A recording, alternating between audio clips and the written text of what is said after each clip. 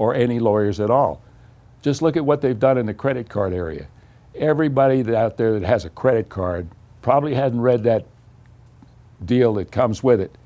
If you get in a fight with a credit card company, you don't get a jury. You have waived the jury. You go to what is called mandatory arbitration. It's expensive.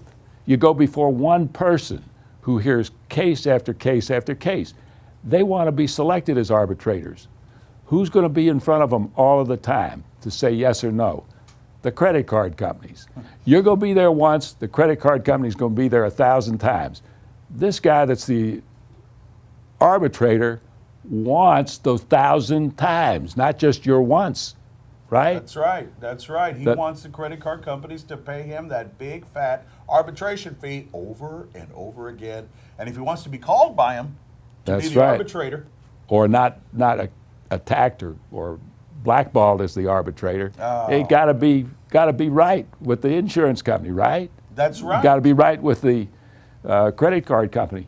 That they're dealing in Washington now with talking about it. This mandatory arbitration on consumer contracts, but it's a horrible thing, and it just takes you and makes you a slave and a pawn to the big companies. And it's showing up everywhere. You see it in nursing home contracts where you're going to put your loved one in the nursing home, arbitration. You see it in all kinds of consumer contracts, arbitration. The big companies are afraid of jurors because jurors, they don't know who they're going to be and they can't fix them in advance. Well, and that's right. It's a fixed deal, and I'm not saying that all mediators and arbitrators are the fix is in, but boy, there's sure a financial incentive to get it right, quote unquote, with the insurance company. But because juries, you guys out there, the jurors, the system in place, that's right, they can't control you because you'll hear all the evidence, you'll hear all the facts, and you'll make the right decision. So I'm glad you brought that up because consumer rights, that's our last stand. They've already hit medical malpractice, nursing home. What's next? You know, your consumer rights. And I bring on a guy named Tommy Guns. I tell you, this guy's a credit guy, and he says that's what they're doing right now. They're raising the interest rates. They're slamming down the amount of credit you can get, and then you have these arbitration clauses. Right. So that's that's a perfect example. Well, now let me go back 1 minute further to the question you had about the reduction of contingent fees.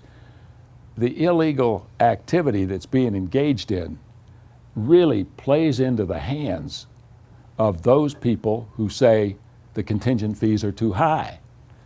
Because if this person that's out there just hustling the case is going to get 1/3 of the fee or 40% of the fee or 50% of the fee, how can you justify the entire fee? Because they haven't done anything except break the law to carry that case to somebody.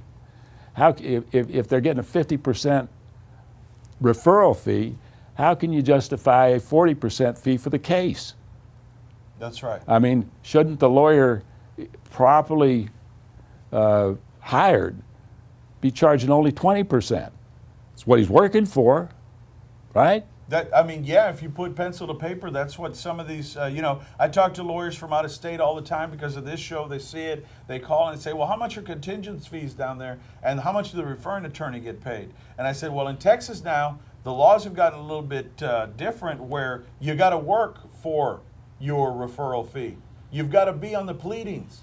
You've got to go to depositions. You can't just hand it off to someone like Mr. Edwards and earn it. But in application, say hello to the new boss, same as the old boss. You know, that a lot of people are just running the case and waiting for the check to come in the mail. As a matter of fact, the rules on the referrals go further than that. They say all you have to do is acknowledge that you remain responsible. You don't have to do anything other than remain responsible, whatever that means. Whatever that means. So a lot of people, it's a shade of gray, so out of an abundance of caution, say if I refer a case to you, I'm going to make sure I stay involved in it and know what's going on with the client, everything else.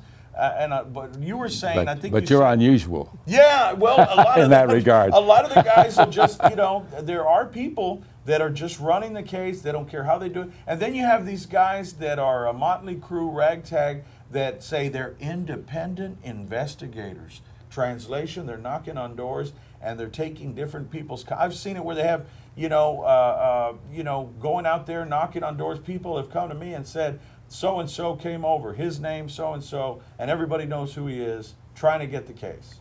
Well, You know, and those are the things that we've got to police ourselves, to be in honesty. You know, we got a few minutes left, but I want you to have the floor. I mean, I want you to talk about what you want to talk about, Mr. Edwards, and you know, this solicitation's got to stop, but we've got to educate the public. I mean, what other things can the public be on the lookout for?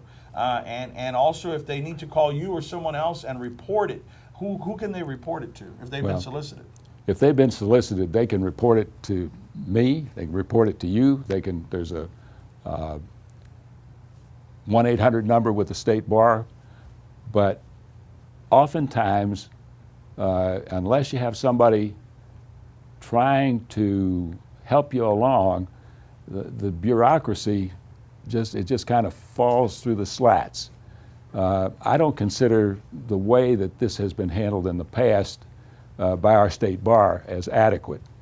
I know, for example, from reading the Texas Lawyer here the last 2 or 3 weeks, that our state bar considers complaints about advertising and case running in the same, they categorize it as the same. They can't tell you if and they don't have very many complaints about any of them, but they can't tell you which ones were case running and which ones were advertising. There's a big difference. Case running is a felony for which a lawyer may well lose his license or her license. Advertising deals are things that can be fixed, and if you fix them, there's really, the rules are so complicated, it's easy to get your foot over the line. They blow the whistle, and you know, it's kind of like in basketball, the first 5 fouls, you don't get free shots, or whatever that rule is.